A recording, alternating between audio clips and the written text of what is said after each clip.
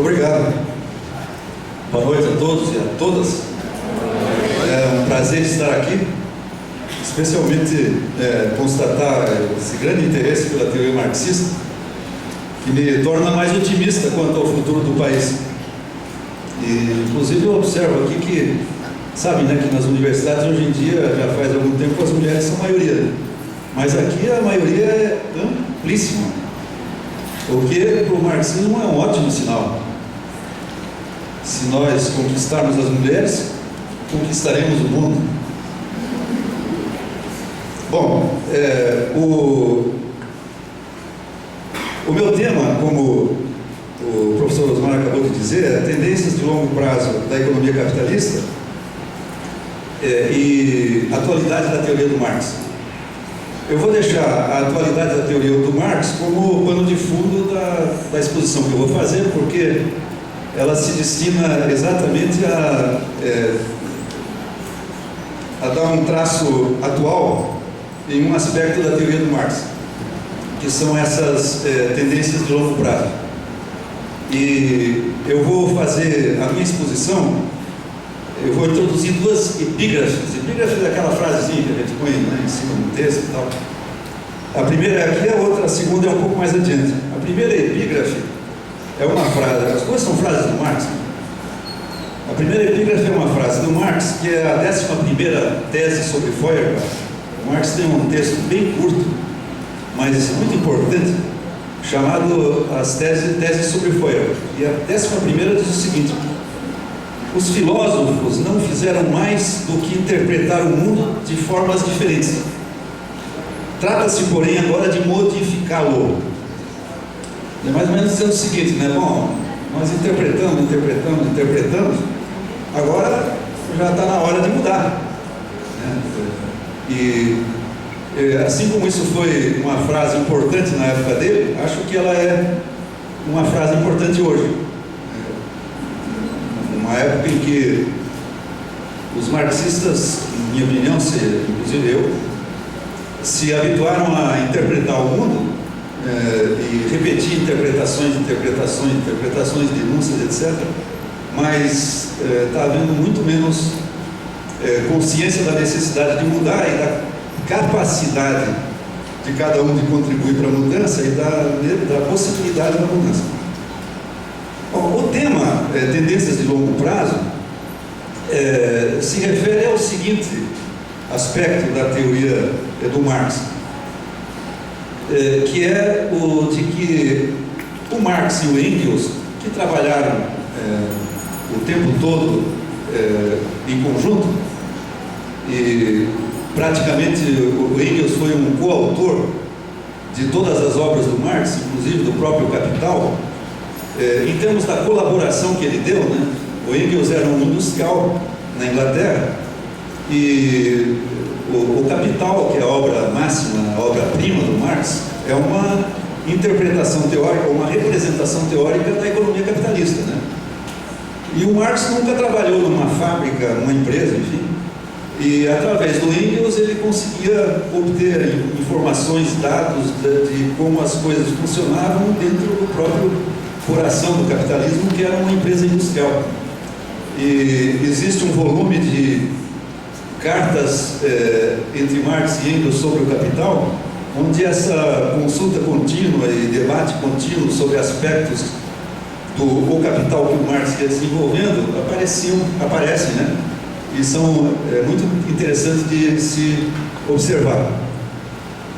Por isso que eu gosto de, dando crédito ao Engels, coisa que muitas vezes a gente esquece de falar em teoria do Marx e do Engels e não só em teoria do Marx. Para aqueles que não sabem, eles começaram o trabalho conjunto, tanto no plano teórico quanto político, com a idade de 20 e poucos anos, e levaram essa parceria até a morte do Marx, que foi um pouco anterior à do Engels, em uma parceria assim, no plano intelectual e político, de todos os pontos de vista, fantástico. Bom, então o tema se refere ao seguinte aspecto: a concepção desenvolvida pelo Marx e pelo Engels de que a sociedade capitalista é apenas uma das formas de organização social que a humanidade atravessou, tendo sido precedida de diversas outras formas de organização social diferentes, cada uma com características próprias, qualitativamente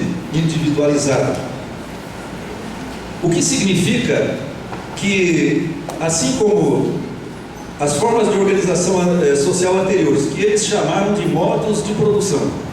Então, sempre que vocês virem o termo, ou a expressão modos de produção, se refere a uma forma de organização social que existiu durante a história.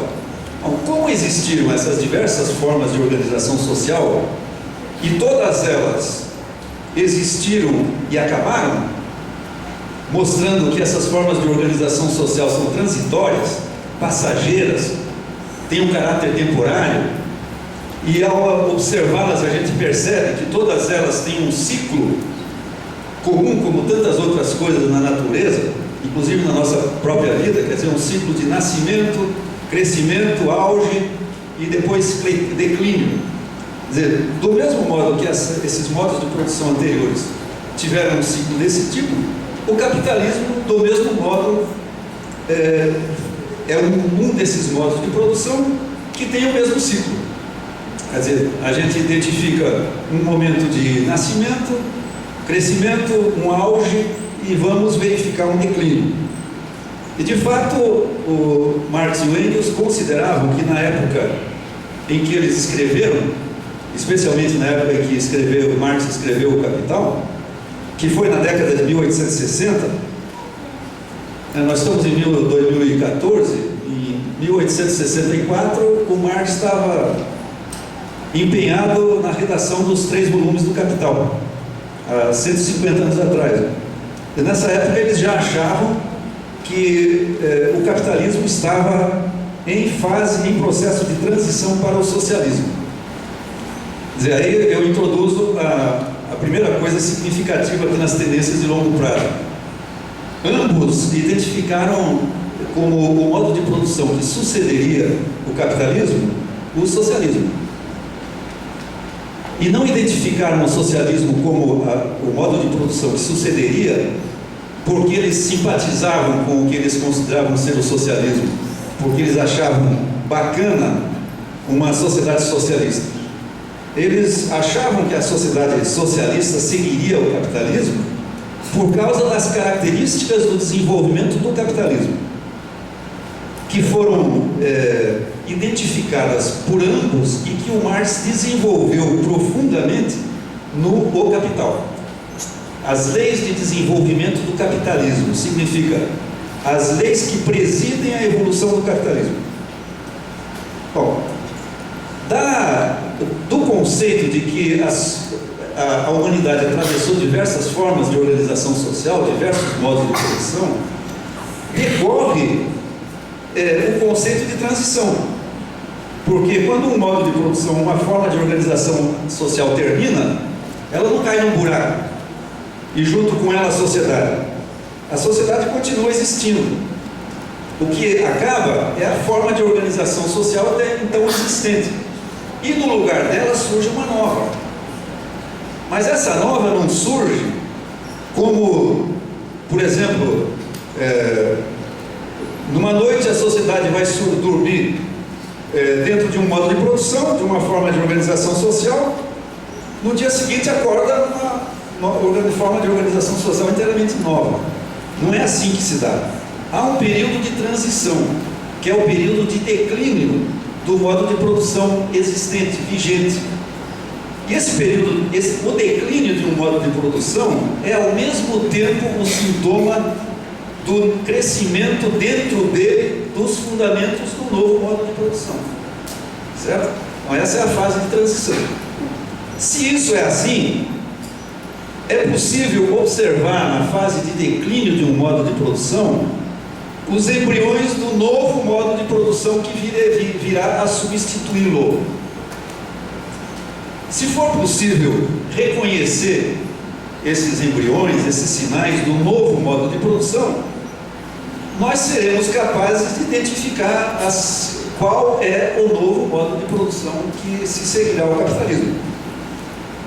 E efetivamente foi o que o Marx e o Engels acharam que tinham feito. Eles identificaram as características do desenvolvimento do capitalismo que no seu declínio conviviam ao mesmo tempo com as características, os embriões, os sinais da emergência do novo modo de produção que seria o socialismo, certo? Bom,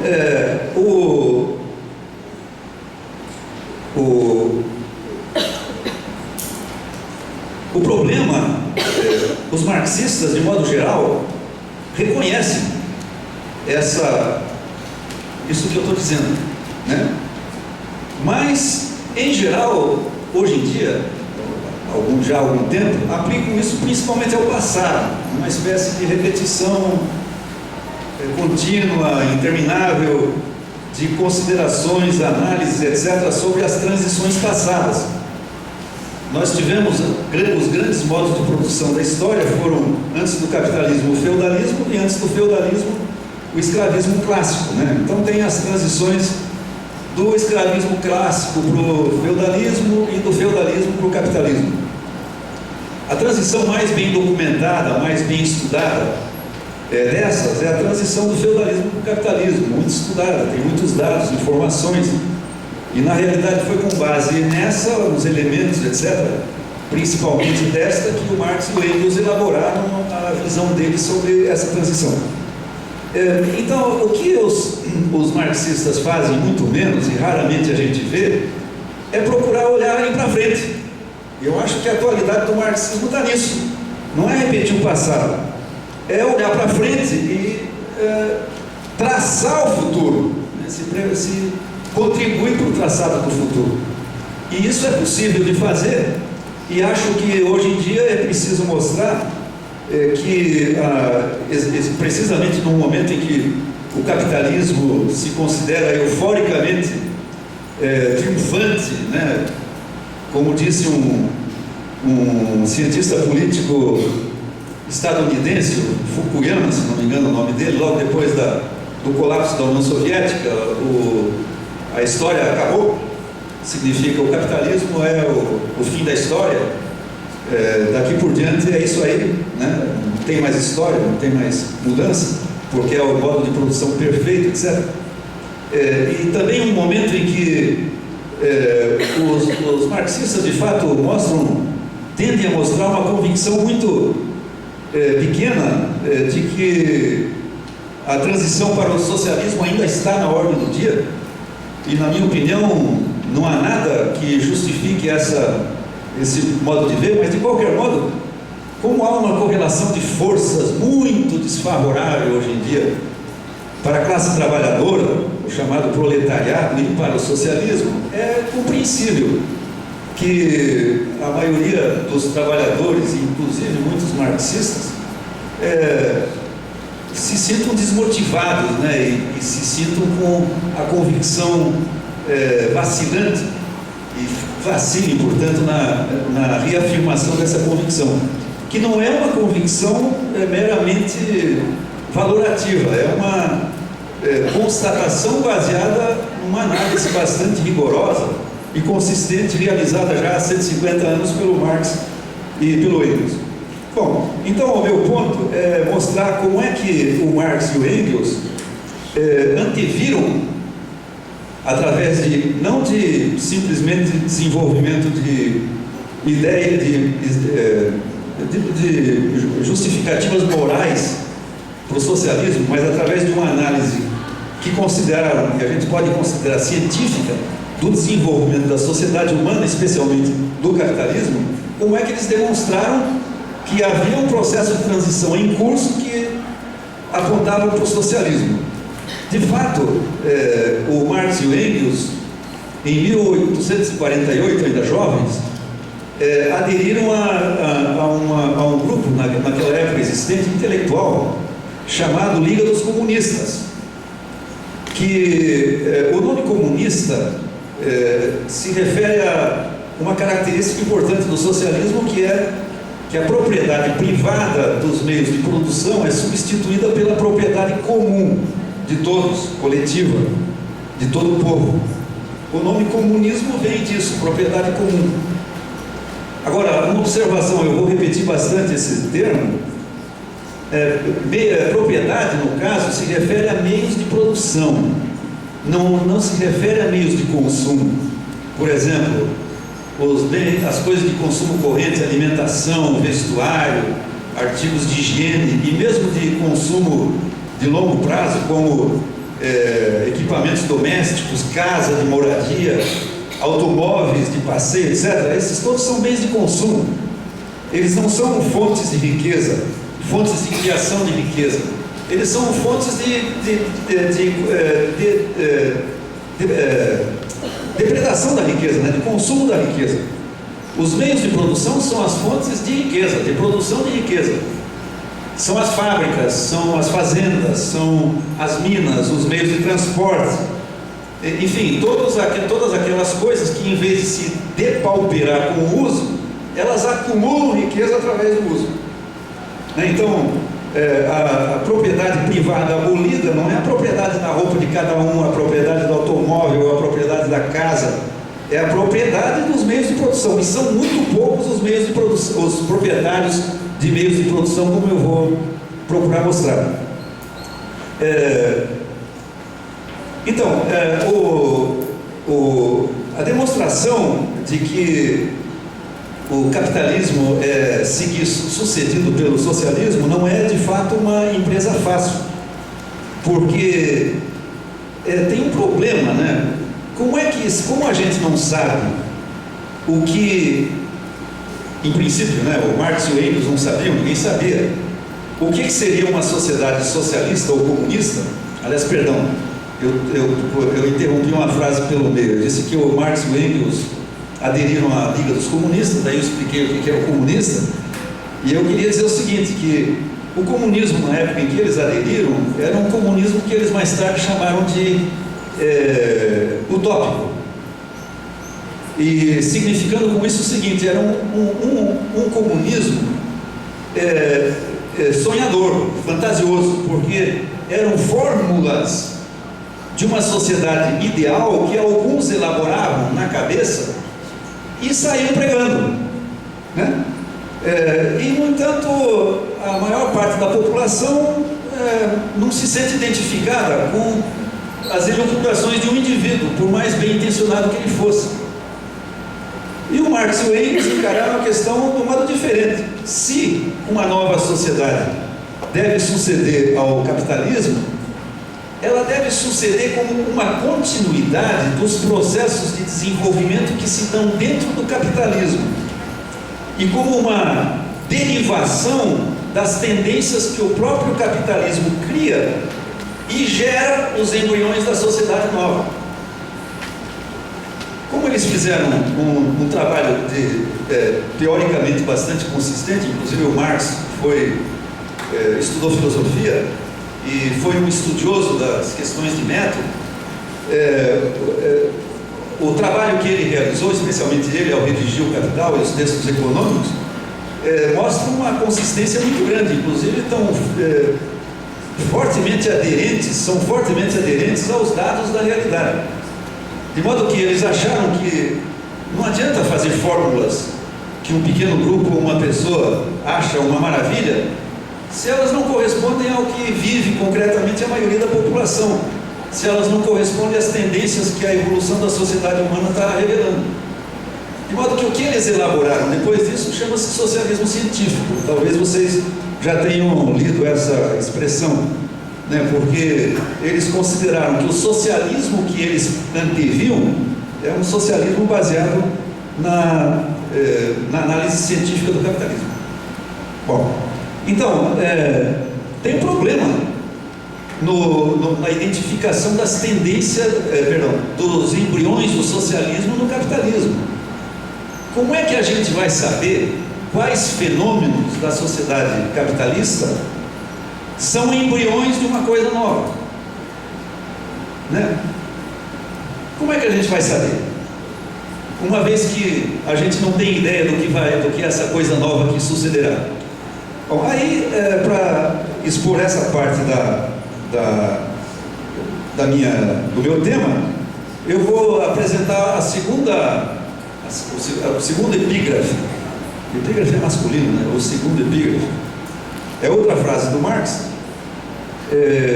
que é de um texto muito famoso, aliás, onde ele apresenta mais desenvolvida essa concepção da sucessão de modos de produção e tal. A frase é a seguinte: a anatomia do homem é a chave da anatomia do macaco. O que nas espécies animais inferiores indica uma forma superior, só pode ser compreendido quando se conhece a forma superior. Então, para quem não prestou bem atenção, eu vou repetir. A anatomia do homem é a chave da anatomia do macaco. Quer dizer o seguinte: suponha que no tempo em que ainda não havia o ser humano, só tinha ainda dos primatas, os macacos, chegasse aqui um ET e observasse os macacos. Não havia como essa observação conduzir esses ETs à ideia do que seria o ser que resultaria da evolução do macaco. Não tem como, porque não há elementos para se julgar isso. Agora, imaginem que esse ET vai embora e volte alguns milhões de anos depois, quando o ser humano já está constituído, ou então o próprio ser humano, observando os macacos e as formas intermediárias do ser humano, ou nem precisa observar as formas intermediárias.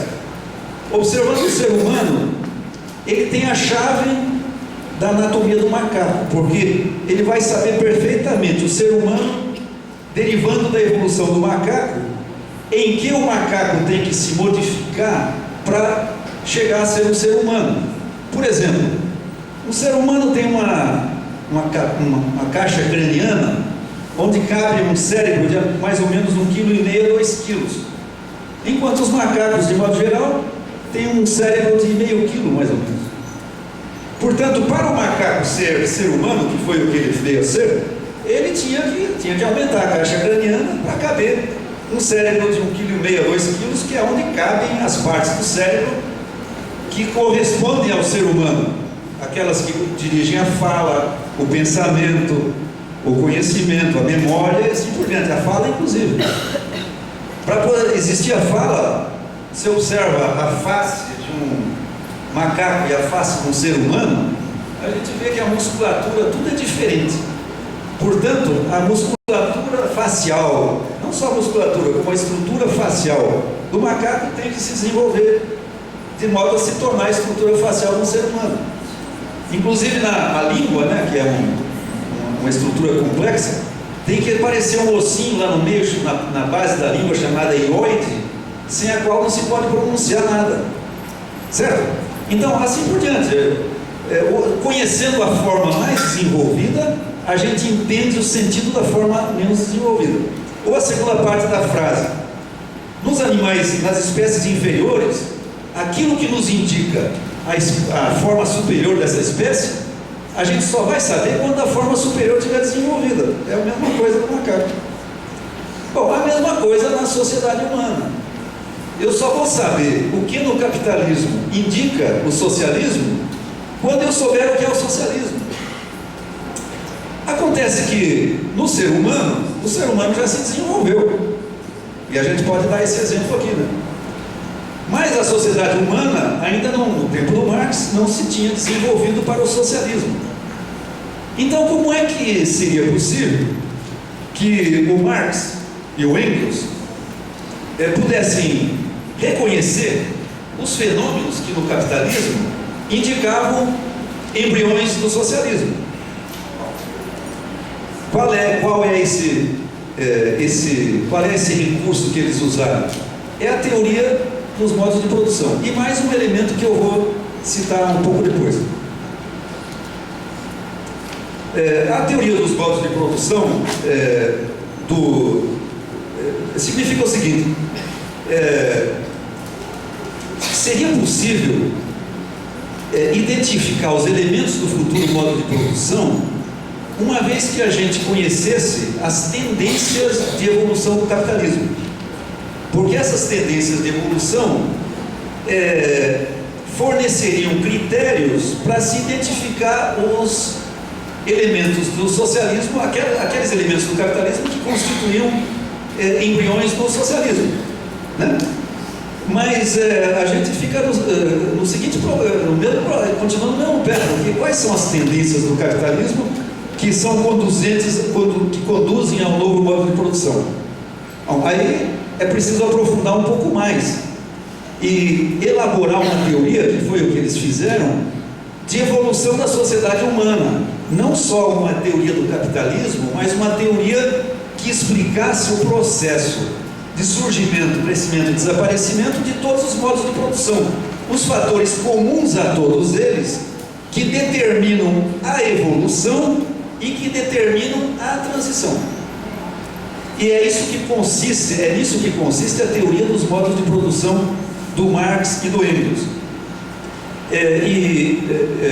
Enfim, essa teoria só pode ser elaborada com base em princípios teóricos bastante rigorosos, e esses princípios teóricos estão consubstanciados na teoria marxista no que a gente chama de materialismo histórico. Materialismo é uma concepção que eu não vou falar aqui, mas não vou desenvolver. Eu só vou dizer que toda ciência é materialista. O materialismo significa que a única realidade que existe é a realidade material que nos cerca, aquela que nós podemos observar em diversas formas de existência. Significa especialmente o fato que não há nenhum outro lado, nenhum lado de lá, nenhuma divindade que dirige o mundo, que criou, dirige, etc. Bom, vocês podem achar curioso, mas o materialismo é um fruto, uma criação do capitalismo. Não o materialismo em si como corrente filosófica, essa nasceu lá na Grécia, junto com a filosofia ocidental toda. Mas o materialismo moderno surgiu com o capitalismo. Vocês talvez digam, pô, isso é curioso, né? Porque os capitalistas são todos tremendamente contrários ao materialismo, inclusive condenam, né, veementemente. Bom, é o seguinte, é que precisa se condenar, quer dizer, a classe capitalista precisa condenar, porque é preciso impedir que o materialismo se estabeleça nas ciências humanas, nas ciências sociais. Porque a ciência aplicada às disciplinas da sociedade revelaria o que não se quer que seja revelado. Revelaria a divisão em classes, revelaria o fato de que a sociedade capitalista se baseia na exploração da maioria pela minoria. Enfim, revelaria todas essas barbaridades que condenam moralmente a classe capitalista. E por que o materialismo é produto do capitalismo? Porque o materialismo é o procedimento da ciência. Todos os cientistas são abertamente ou encobertamente materialistas. Se eles não se declaram assim, eles agem assim, porque a pesquisa científica se baseia simplesmente em fatores objetivos, materiais, concretos. Não existe nenhum laboratório, nenhum processo de pesquisa, nenhuma disciplina científica que use elementos sobrenaturais ou desse tipo nas suas pesquisas e nas suas descobertas. E o capitalismo precisa da ciência. Por quê? Porque a inovação tecnológica é um elemento essencial na concorrência entre os capitalistas. E os capitalistas existem, e a dinâmica do capitalismo é fruto da concorrência entre os capitalistas. A principal arma da concorrência das empresas é o desenvolvimento tecnológico. E o desenvolvimento tecnológico se baseia na ciência. Não há desenvolvimento tecnológico sem ciência. Não adianta consultar a Bíblia, o Corão, os oráculos, os videntes. Não sai ciência disso. De modo que o capitalismo, vocês podem ver a história, né? Até a Revolução Industrial, século XVIII, onde houve um grande salto tecnológico do capitalismo, a ciência era muito pouco desenvolvida. A partir de então, a ciência se abriu em dezenas e hoje centenas de especialidades científicas, cada uma analisando um aspecto cada vez mais detalhado da realidade, da matéria, das substâncias, dos processos. Para quê? Para servir à produção, à concorrência entre os capitalistas, etc. Então, é uma grande coisa né, do capitalismo, esse impulso que ele dá ao conhecimento científico. Mas esse conhecimento não pode transbordar para as ciências sociais, para as ciências humanas, porque senão ele revelaria aquilo que é preciso que se esconda. Mas não é só isso, nem só isso, né? Vocês podem notar que, mesmo nas ciências biológicas, há certos ramos das ciências biológicas que se procura obstaculizar de todas as maneiras, porque revelam coisas que não se quer revelar. Por exemplo, a teoria da evolução do Darwin, que até hoje é combatida. Há 10 anos atrás, o governo dos Estados Unidos tentava reintroduzir nas universidades o ensino do criacionismo, no lugar do ensino do darwinismo, da evolução das espécies. Veja, no país mais desenvolvido do capitalismo, tecnologicamente, financeiramente, militarmente, desenvolveu os mais sofisticados e mortíferos instrumentos de matança, né, de controle de todos os tipos, ideológico e tal, procura nas universidades substituir uma teoria científica por uma teoria da superstição, né?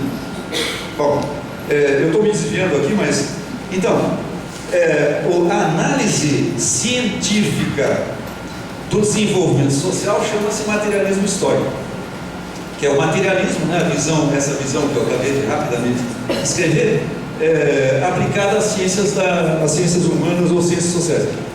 Bom, né, então, o que eles procuraram fazer, e isso está especialmente para quem não conhece ou está lendo no grupo do Espaço Marx, parece que estão lendo agora, a ideologia alemã, especialmente nessa parte que está sendo lida, que é a primeira parte do livro, que é um livro relativamente grosso, mas a primeira parte é fininha, e contém o essencial da concepção chamada materialismo dialético do Marx e do Engels. Foi uma das primeiras coisas que eles escreveram, em 1844 e 45, se não me engano. O Marx defendeu a tese de doutorado em 1841. Daí em diante ele rapidamente transitou para o materialismo, desenvolveu textos filosóficos, etc., metodológicos, muito interessantes e tal, e culminou nesse texto. Aí estão os principais princípios. Ele não tinha nem escrito o Capital ainda, não estava nem perto. Aliás, não tinha nem abordado ainda a economia. Eu tinha começado, na verdade, né? Exatamente em 1844. Bom, eles chegaram à conclusão, eu poderia justificar isso aqui, mas não dá tempo. Eles chegaram à conclusão que existia um fator individual responsável pelo desenvolvimento da sociedade humana, que são as forças produtivas. Para usar um sinônimo que não é bem sinônimo, mas é a boa aproximação, tecnologia.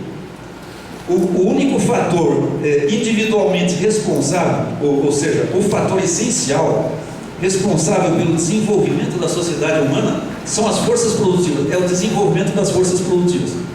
Eu não posso demonstrar aqui, mas eu posso simplesmente dizer que é possível demonstrar que este desenvolvimento das forças produtivas é um processo que ocorre independentemente da vontade do ser humano, da deliberação, da intencionalidade. Quer dizer, as forças produtivas não se desenvolvem porque o ser humano de vez em quando aparece um gênio e diz: porra, nós temos que desenvolver a tecnologia, novas técnicas. Nada disso. É um resultado espontâneo da atividade normal do ser humano e indispensável de produzir. Isso é que promove o desenvolvimento, a mudança, a transformação contínua. Bom, agora, o que é que promove a mudança de um modo de produção para outro? É a contradição que, num certo momento, em todo modo de produção aparece, entre o desenvolvimento das forças produtivas e as chamadas relações sociais de produção. Relações sociais de produção são as relações entre os indivíduos dentro da coletividade humana. Que os indivíduos, relações que eles têm que manter entre si, porque a produção para sustentar a sociedade é feita em cooperação, combinadamente. Os seres humanos trabalham uns para os outros, portanto eles têm que se relacionar. Isso são as relações sociais de produção. Uma sociedade nada mais é do que o tecido ou a teia de relações entre os seus componentes que eles estabelecem com o objetivo de se manter, de a sociedade se manter. Então, em cada momento, o desenvolvimento das forças produtivas faz com que apareça e cresça uma contradição entre estas forças produtivas, a estrutura produtiva como um todo, e essa rede de relações entre os indivíduos. Agora, essa rede de relações, ela depende da estrutura das forças produtivas. Então, à medida que as forças produtivas se desenvolvem, elas se afastam, há um desajuste entre as forças produtivas, as tecnologias de produção e a estrutura de relações que já se estabeleceram entre os indivíduos. E essa contradição aumenta cada vez mais até que as relações de produção, quer dizer, a sociedade se rompe. As forças produtivas não podem se romper, porque elas são a estrutura produtiva objetivamente existente. As relações entre os indivíduos podem mudar, e elas mudam. Certo? Bom, então, esses são os dois grandes princípios da evolução das sociedades humanas. Rapidamente eu posso dizer que cada modo de produção, né, nesse desenvolvimento que eles fizeram, cada modo de produção se caracteriza de modo muito simples, cada forma de organização social, quer dizer, na sua essência, né, no esqueleto. Cada modo de produção é uma combinação de um certo nível de desenvolvimento das forças produtivas, da estrutura produtiva, e uma combinação disso e das relações, dessa rede de relações entre os indivíduos, que se baseiam nas forças produtivas. Então, na medida que as forças produtivas se desenvolvem e causam o rompimento da estrutura de relações, surge uma nova sociedade. E esse processo de contradição é exatamente o que acontece no período do declínio de um modo de produção, que é quando as forças produtivas, a estrutura produtiva está sofrendo mudanças importantes na sua estrutura que comprometem a continuidade das relações que formam a sociedade naquele momento, e essas relações acabam tendo que desaparecer. Bom,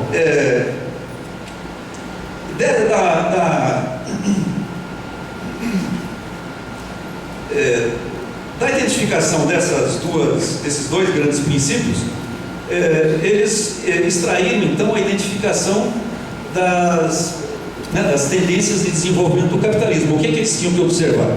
O desenvolvimento das forças produtivas e o desenvolvimento da contradição entre as forças produtivas e as relações de produção, certo? Então, com o mero recurso, mero é um modo de dizer, né? Esse grande recurso, a análise teórica, eles conseguiram identificar aqueles pontos nos quais se poderia localizar os embriões do novo modo de produção.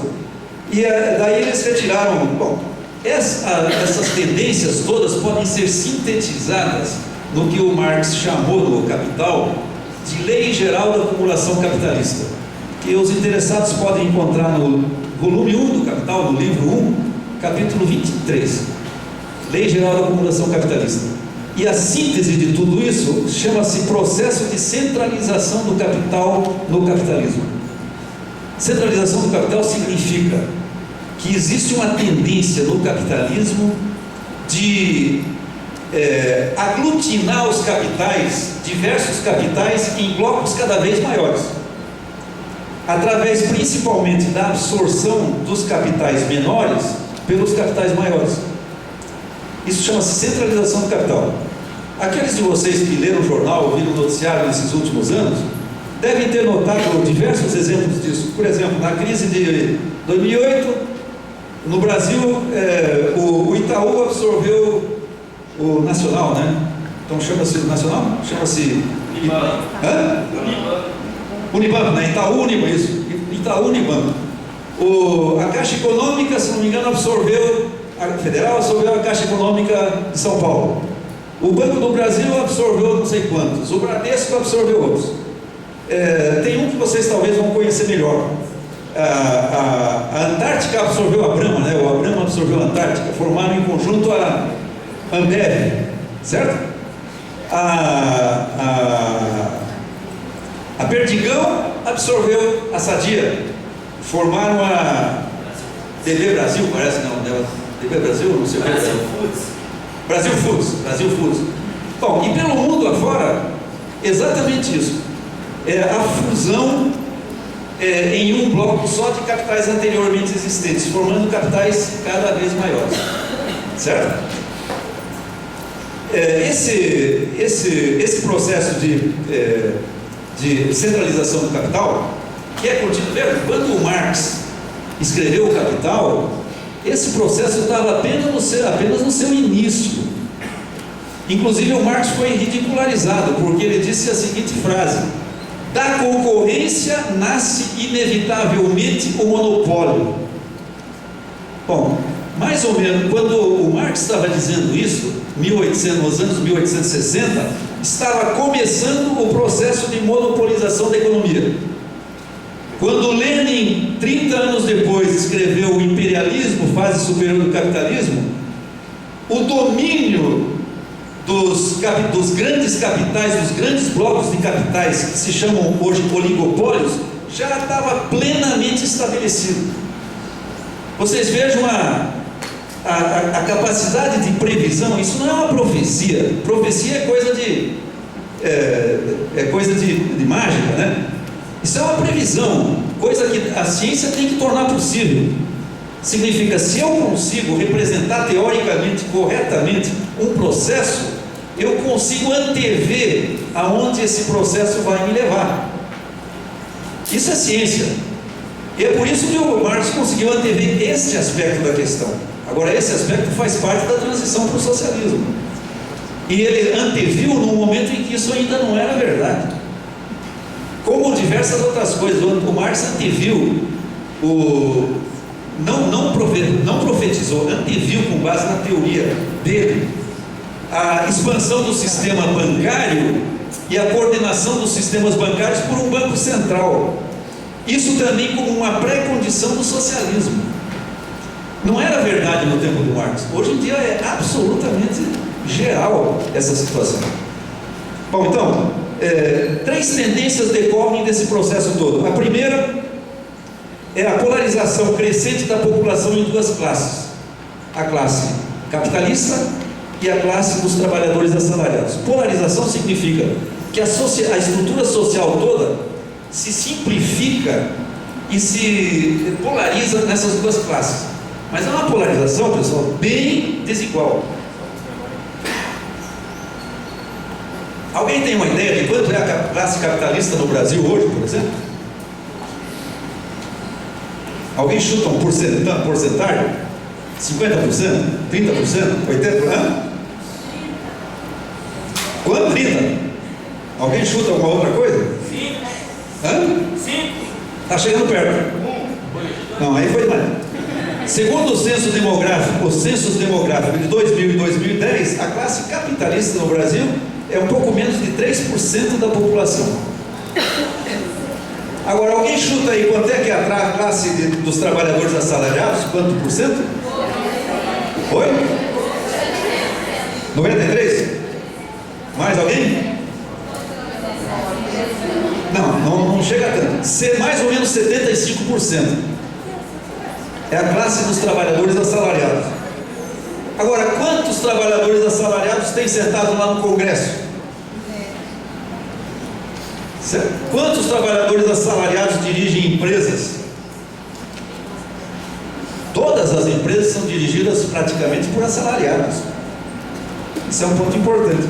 Bom, então, a polarização de classes é uma tendência que o Marx anteviu e que também meio ridicularizaram ele, porque na época dele, praticamente só a Inglaterra tinha um proletariado, e principalmente industrial, porque o proletariado bancário e comercial praticamente não existia ainda. Importante, talvez passando de 50% da população, mas ninguém mais, nenhum outro país. Na Rússia, no momento da Revolução, 70% da população era de camponeses. É bem verdade que uma boa parte deles já eram semi-assalariados, mas não era a maioria. O proletariado, principalmente industrial na época, era menos de 10% da população russa. Bom, a segunda tendência é o crescimento das escalas de produção.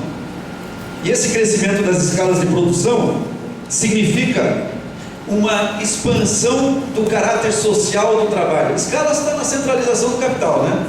A Ambev juntou a Antártica e a Brahma. Quer dizer, de duas empresas, cada uma desse tamanho, ficou uma empresona, né? Assim como a Perdigão e a Sadia eram duas empresas, transformaram-se numa empresa grande. O aumento das escalas é uma condição para o aumento da produtividade, da eficiência da produção, da qualificação da produção. Mas ela significa um aumento do caráter social da produção.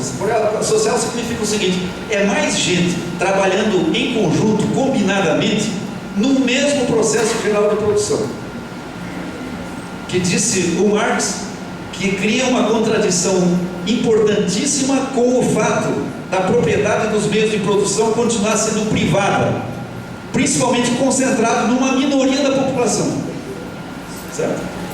Isso são dados estatísticos, pessoal. Isso não é discurso, não é elucubração, né? Não é especulação. E a terceira tendência é a substituição de capitalistas por assalariados na direção, gestão, administração das empresas em caráter geral. Bom, dessas tendências, da síntese deles, decorrem os elementos que se pode identificar para antever a sociedade futura. E esses elementos são os seguintes.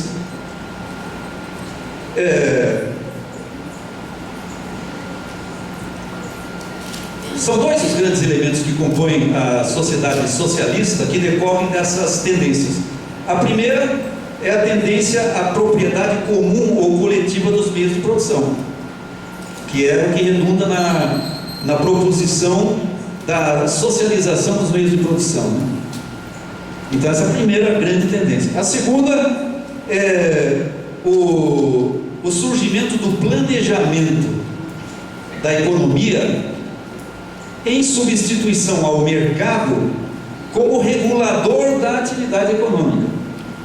Isso significa que no capitalismo, nesta fase, quer dizer, na fase em que o Marx já estava, devem estar aparecendo embriões da propriedade comum, da propriedade coletiva, em lugar da propriedade privada, e elementos do planejamento em lugar do mercado. Vocês sabem que numa economia socialista não existe mercado, né? Quer dizer, o mercado é incompatível com o socialismo. O mercado é uma forma de regulação da economia quando a propriedade dos meios de produção é privada. O planejamento é uma forma de regulação da economia quando a propriedade é coletiva, é social. Quais são os indicadores dessas tendências? Eu acho que eu tenho que me acelerar porque eu já estou com quase uma hora de exposição. Quais são os indicadores dessas tendências? Eu vou falar primeiro na propriedade comum dos meios de produção. Há duas formas de aparecimento da propriedade comum. Uma que eu chamei de positiva e a outra negativa. A positiva é quando aparece mesmo a propriedade comum. A negativa é quando não aparece a propriedade comum, não aumenta a propriedade comum, mas diminui a propriedade privada. Certo? Além disso, é preciso observar o seguinte: todos esses sinais não aparecem com bandeirinha vermelha, eu sou socialista. Não, eles aparecem mascarados de formas capitalistas. Vocês já vão ver. Quais são as formas positivas de propriedade comum? O Marx apontou duas: as fábricas cooperativas e a sociedade anônima. A sociedade anônima, que o Marx inclusive disse, a sociedade anônima é a forma comunista da empresa futura. E a sociedade anônima, de fato, tem uma importância grandíssima, como eu vou mostrar para vocês, que vai explicar uma das respostas que eu dei há pouco. Mas vou falar primeiro na fábrica cooperativa. As fábricas cooperativas eram fábricas que, nas épocas de crise econômica no século XIX, a primeira foi em 1825, na Inglaterra, havia uma crise, algumas empresas começavam a fraquejar, e começavam a atrasar salários dos trabalhadores, né? Quando esses salários já começavam a se acumular, os atrasos, os trabalhadores ocupavam a fábrica para garantir um pedaço do que a fábrica devia para eles. E surgiu a ideia de transformar em cooperativas, operadas por eles mesmos. Hoje em dia tem muito disso aqui no Brasil mesmo. Tem uma famosa, se não me engano, em Joinville ou em São Paulo, chamada Flasco. Nunca ouviu falar? Flasco. Em Curitiba apareceu uma também, exatamente nessas condições. Bom, essas fábricas cooperativas nunca prosperaram, como, por exemplo, prosperaram as cooperativas. Exemplo das cooperativas agrícolas, das quais uma gigantesca existe aqui em Campo Mourão. Que não são cooperativas de trabalhadores, são cooperativas de empresários, cooperativas empresariais. Mas as cooperativas de trabalhadores, como essas fábricas cooperativas, nunca puderam prosperar, porque elas foram sufocadas na origem. Por quê? Porque elas criavam um precedente terrível. Os capitalistas gostam de se apresentar como indispensáveis para organizar a produção, porque que são os trabalhadores? Um bando de ignorantes, etc.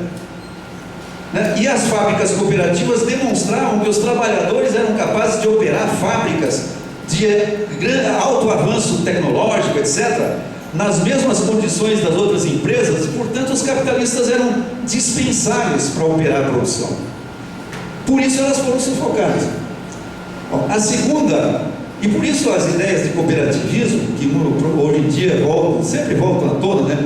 Como a economia solidária, não tem, são uma volta a um período infantil do movimento de trabalhadores. Elas não têm potencial algum para promover qualquer transformação significativa. Bom, a segunda, mais importante, sociedades anônimas. O que são as sociedades anônimas? São uma forma encoberta pela forma capitalista da propriedade coletiva. E o Marx disse: a sociedade anônima é a socialização do capital, só que entre os capitalistas, não entre todo mundo. Na sociedade anônima, não é mais as empresas não são mais propriedade de um capitalista e não são geridas pelo capitalista. As sociedades anônimas são geridas por uma diretoria executiva de assalariados. Verdade que são assalariados de luxo, mas são assalariados. E debaixo da diretoria executiva existe toda uma cadeia hierárquica de gerentes de níveis decrescentes que coordenam, conduzem, dirigem e organizam toda a produção e a distribuição, a circulação. É a mesma coisa na indústria, no comércio, nos bancos, nas minas, no transporte. Por isso é que eu disse há pouco, quem controla os meios de produção não são mais os capitalistas, são assalariados. E nesse aspecto, a fase... E vejam, quando o Marx, também nesse caso, na sociedade anônima, como eu disse há pouco, apontou esse papel da sociedade anônima, a sociedade anônima ainda não era a forma dominante.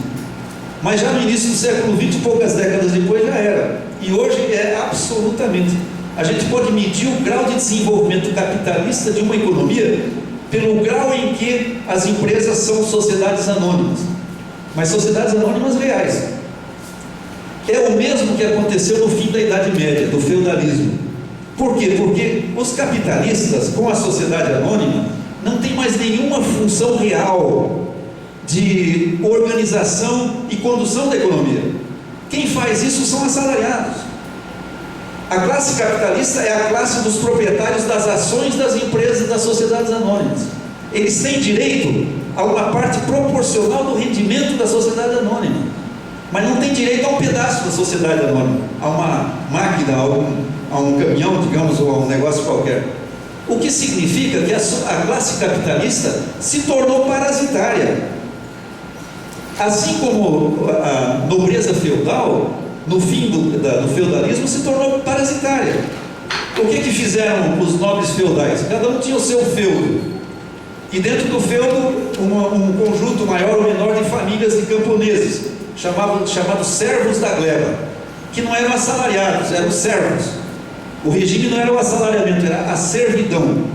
Então, no processo de declínio do feudalismo, os nobres feudais, que continuavam sendo os proprietários dos feudos, expulsavam os servos, arrendavam os feudos para indivíduos endinheirados, que viriam a ser os capitalistas, que iam para lá na Inglaterra para criar ovelhas.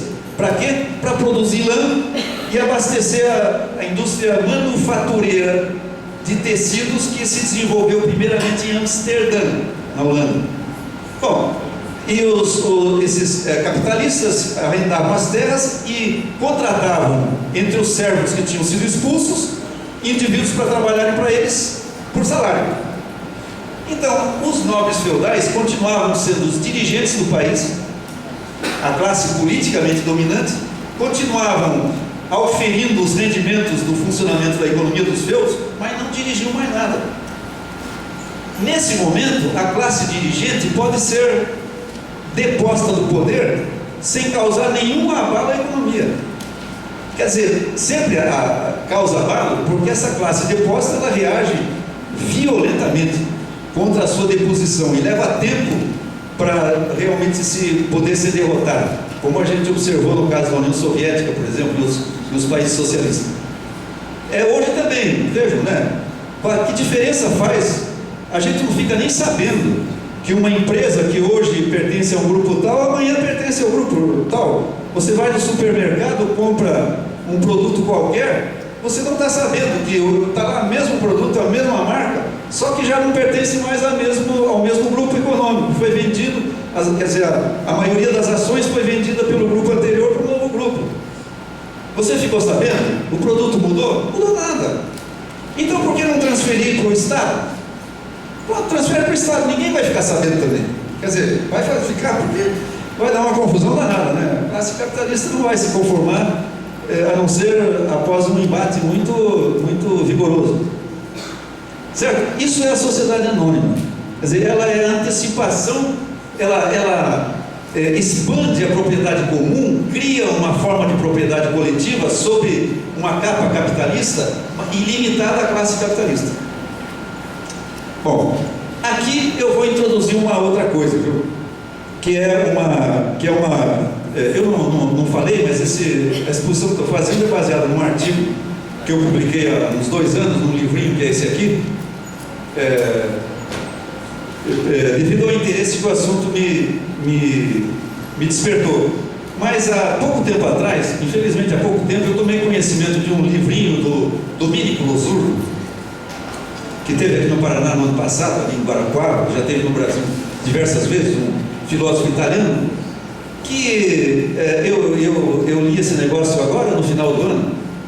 Tem um capítulo desse livro, chama-se A Fuga da História, onde ele analisa alguns aspectos do desenvolvimento recente da Rússia e da China, onde ele diz que os marxistas estão fazendo uma coisa hoje, que ele chamou de volta às origens, ou retorno a Marx, que é o seguinte: é ignorar o desenvolvimento que o socialismo teve durante o século XX, não falar nesse desenvolvimento, não analisar, não procurar tirar lições desse desenvolvimento e voltar, pular para trás e voltar à base, ao Marx, e repetir o Marx, reler o Marx, reestudar o Marx, e repetir. E a análise da riquíssima experiência dos países socialistas do século XX fica na mão dos inimigos do socialismo, que demonizam todo o processo, distorcem. E ele compara esse comportamento com o comportamento do Marx, quando ocorreu a Comuna de Paris, que vocês todos devem saber, foi em 1871, que foi o primeiro episódio em que a classe trabalhadora tomou o poder. Só que ela só conseguiu manter o poder em Paris, né, durante menos de 3 meses. E o Marx, inclusive, quando a agitação, as convulsões em Paris já estavam acontecendo, ele foi de opinião de que os trabalhadores não deveriam tentar tomar o poder, porque seria uma precipitação, que eles seriam derrotados, etc., como foram, e sofreram uma matança, uma carnificina que até hoje é clássica. Pois bem, apesar disso, do Marx ter achado que não deviam, e inclusive os líderes operários não eram marxistas, eram na maioria anarquistas, que era a corrente que naquela época ainda dominava o movimento operário, ele analisou a Comuna de Paris e retirou conclusões importantíssimas para o movimento operário futuro. Inclusive uma conclusão que foi uma das bases da estratégia desenvolvida pelos bolcheviques na Rússia, que garantiu a vitória da Revolução, que foi a Aliança Operária Camponesa, sem o que a Revolução teria sido derrotada. E se baseou na observação do fato de que um fator importantíssimo da derrota da Comuna foi que os pobres do campo não apoiaram os pobres da cidade. Então, naquelas condições sociais de maioria de uma população camponesa, nenhuma revolução operária seria vitoriosa se ela não contasse com o apoio dos pobres do campo, do campesinato e dos assalariados do campo. Então, no meu artigo não tinha isso que o Losurdo apontou adequadamente, mas eu pretendo acrescentar isso, que realmente, e na verdade já estou trabalhando nisso, na análise da experiência da União Soviética, dos outros países socialistas, que são a continuidade do desenvolvimento do marxismo e do socialismo no século XX, com as vicissitudes que tem atravessado. Mas assim como foi derrotada a Comuna e ensinou coisas importantíssimas, imagina uma experiência de 70 e poucos anos como a da União Soviética. Não é possível que não tenha ensinado coisas importantes. Que significa, inclusive, que o que no tempo do Marx eram apenas tendências observáveis no capitalismo como embriões do socialismo, na União Soviética e demais países socialistas do século XX, se realizaram numa primeira experiência. Se realizaram. Bom, então vamos lá ver o que aconteceu, o que houve para o bem e para o mal, o que tem que ser aproveitado e desenvolvido, o que tem que ser abandonado e assim por diante. Bom, deixa eu rapidamente me concluir aqui. Eu estou nas tendências, na primeira da propriedade comum. Eu apresentei a forma positiva, que é o surgimento das formas de propriedade comum mesmo, como a sociedade anônima e a fábrica cooperativa. A segunda é a forma negativa, a redução do âmbito da propriedade privada. Pessoal, se 75% da população do Brasil é assalariada, significa, por que o indivíduo é assalariado? Porque ele não tem recursos para ser ele produtor independente, não é? Qualquer pessoa que a gente pergunte, diria, eu queria ser dono do meu nariz, eu ser um empresário. Se eu vou me assalariar para outros, é porque eu não posso ser independente, E por que eu não posso ser independente? Porque eu não tenho meios de produção. Para ser independente, eu tenho que ter meios de produção, para vender não a minha capacidade de trabalhar, mas um produto do meu trabalho, e de preferência um produto de trabalho de outros. Porque é através do produto do trabalho de outros que eu enriqueço. Só com o produto do meu trabalho eu não enriqueço, ninguém enriquece. Certo? Bom, então me digam, o que a propriedade privada adianta para o assalariado? Propriedade privada dos meios de produção, se ele não tem. Por que o assalariado vai defender a propriedade privada? Então Marx dizia, pessoal, os assalariados são o sintoma de que a propriedade privada está sendo extinta, abolida pelo próprio capitalismo. O crescimento da proporção da população assalariada representa a diminuição da importância da propriedade privada. Se no Brasil 3% da população é proprietária de meios de produção, a propriedade privada de meios de produção só tem relevância para esses 3%. Para os demais, essa propriedade privada é uma escravidão, porque é essa propriedade exclusiva dessa minoria que condena a maioria da população a essa escravidão que é o assalariamento. Nos Estados Unidos, a população assalariada já é mais de 90% do total da população. Significa que para 90% dos americanos a propriedade privada não significa nada. Mas se fizer uma pesquisa de opinião, todos eles vão dizer, não, a defesa da propriedade privada é sagrada. Sagrada para quem? Para eles. O que significa essa resposta? O domínio ideológico que a classe proprietária consegue exercer sobre a população, fazendo com que a população considere sagrado exatamente a coisa que a condena a uma escravidão eterna. Esse é o ponto.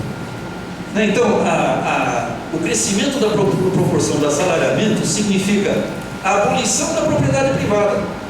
O capitalismo não está criando nenhuma nova forma de propriedade privada dos meios de produção, que é o que aconteceu antes. Por exemplo, do feudalismo para o capitalismo, declinou a propriedade feudal, mas cresceu a propriedade capitalista, a nova forma de propriedade. O declínio do capitalismo não está criando nenhuma forma de propriedade privada nova, está criando os fundamentos da propriedade coletiva. Ou seja, só falta com a propriedade privada fazer assim, porque ela não significa mais nada. Os assalariados dominam, controlam a estrutura produtiva. Com isso não estou querendo dizer que os gerentes de sociedades anônimas vão fazer a revolução. Não, eu estou querendo dizer que o fato de que são assalariados que dirigem os meios de produção significa que não é mais a classe capitalista, que a classe capitalista é dispensável. Ela pode ser dispensada, certo? E finalmente a emergência do planejamento. Eu prometo em 5 minutos terminar isso, que como eu tinha dito, né, ao lado da propriedade comum surge o planejamento. E o planejamento deve também estar aparecendo dentro do próprio capitalismo. O Marx não chegou a elaborar muito sobre isso, porque de fato esse aspecto inclusive da sociedade anônima ainda não tinha se revelado, mas ele apenas apontou. No entanto, hoje, com a experiência do século XX, vejam bem o que aconteceu no século XX. Surgiu o planejamento estatal, e a classe capitalista odeia o planejamento estatal, porque o planejamento estatal significa, novamente, tal como a fábrica cooperativa, que o capitalista é dispensável. Um assalariado a serviço do Estado, um grupo de assalariados, pode fazer o planejamento de uma economia nacional. Isso é horrível. Somos dispensáveis. Então, vocês veem o furor com que eles acabam com qualquer iniciativa estatal a partir do neoliberalismo e tal. Tem esse significado. No entanto, eles adotaram o planejamento nos momentos de emergência do século XX, como foi, por exemplo, na Grande Depressão dos anos 30 e na Segunda Guerra Mundial. Na Segunda Guerra Mundial, a economia americana foi quase estatizada. Instituiu-se o controle e a fixação de preços. O Estado fixava os preços. Estabeleceu-se a determinação do que produzir por cada setor pelo Estado. Por exemplo, na Segunda Guerra Mundial não se fabricou um automóvel de passeio nos Estados Unidos. Toda a indústria de automóveis foi revertida para a indústria de veículos militares, dirigida, controlada pelo Estado. Mas não só. Então, o planejamento estatal fez o seu surgimento no século XX. Significa um passo além do capitalismo dentro do próprio capitalismo. Mas não foi só isso que aconteceu. A gente não precisa mais apenas ficar procurando os sintomas, os embriões do planejamento dentro da economia capitalista, porque apareceram os países socialistas que aboliram a propriedade privada, nacionalizaram, estatizaram todas as atividades produtivas e instituíram um planejamento global da economia, centralizado, integrado. Por que não olhar para essa experiência? Eu novamente me socorro aqui no Losurdo, ele tem razão. Por que nós vamos nos limitar a voltar ao Marx, que apenas podia vislumbrar o planejamento nos pequenos bruxoleiros iniciais? Na época, se o planejamento já se realizou no mundo inteiro, em grande escala nos países socialistas. E não é só no Estado que o planejamento cresceu no século XX, também nas empresas. E eu concluo dizendo isso. À medida que as empresas crescem, elas têm que ser cada vez mais rigorosamente, meticulosamente, minuciosamente planejadas. Alguém que trabalha em empresa privada Se alguém trabalhar em empresa privada vai saber, né? Você vai lá, busca um clips, tem que preencher um negocinho lá que você está tirando um clips. Se você carrega um negócio daqui para lá, você tem que preencher um papelzinho, entregar lá, pegar recibo, fazer o diabo. Porque o planejamento é rigorosamente necessário, porque senão a empresa vai para falência, ela tem que fazer a conta, tem que gastar menos do que ganha, senão não tem lucro. E quanto mais a empresa cresce, mais complexo é esse problema. E é curioso que qualquer empresa que você vai trabalhar, você vai sentir o peso desse planejamento, do controle de tudo, de todos os seus atos, inclusive do tempo que você vai no banheiro, etc. No entanto, eles não admitem o planejamento da economia como um todo. Qual é? Por quê? É porque o planejamento da economia como um todo acaba com o lucro deles. E o planejamento dentro da empresa é a chave do lucro deles. Agora, também nesse aspecto, então, o crescimento das sociedades anônimas está gerando, né, a centralização do capital está gerando instrumentos de planejamento que vão ser úteis para o planejamento da economia do socialismo. Então, hoje, juntando as indicações do Marx com o que já aconteceu, nós contamos de fato com um manancial muito rico de elementos de antevisão, e não só de antevisão, mas de instrumentos já desenvolvidos que farão parte de uma economia socialista. No momento em que uma nova onda de revoluções socialistas se erguer no mundo. E é importante que as pessoas, especialmente trabalhadores intelectualizados, né, que têm acesso a essa informação, tenham a informação desses fatos, né, desses dados, dessas evoluções e das possibilidades que o socialismo apresenta. Basta ler a história da União Soviética para ver a profundidade com a qual os principais problemas sociais foram resolvidos antes que ela, por diversos motivos, entrasse em crise. Os problemas sociais mais importantes foram resolvidos e com relativa rapidez.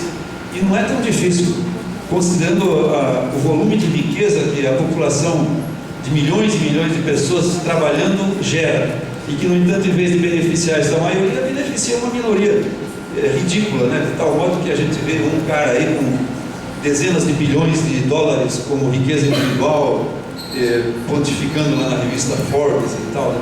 Enquanto que a maioria da população continua vegetando numa miséria lamentável. Bom, é isso. Eu sinto muito ter demorado mais de uma hora, mas era isso que eu queria dizer. Na verdade, eu queria dizer até mais, mas não dá tempo. Obrigado.